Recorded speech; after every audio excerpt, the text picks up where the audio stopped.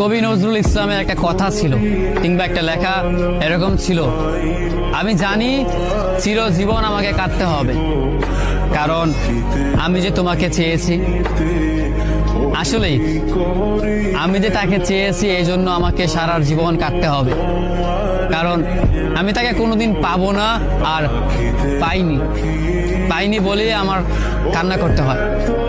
তাকে আমি প্রচন্ড ভালোবাসি বলেই আমার কান্নাটা আসে, তাকে আমি আমার করে পাইনি বলেই আমার কষ্টটা হয়। কবি নজরুল ইসলামের লেখাটা খুব দারুণ ছিল। আসলেই তাকে পাইনি বলে আমাকে সারা জীবন কান্না করতে হবে। যদি সে আমার এই ভালোবাসাটা বুঝতো, আমার এই অসীম ভালোবাসাটা বুঝে আমাকে একটু বলতো যে আমি অন্যদের মতো কখনোই তোমাকে ছেড়ে যাব না, তাহলে বিশ্বাস করুন পৃথিবীতে হয়তো আমার চাইতে সুখী মানুষ আর কেউ হতে পারতো না।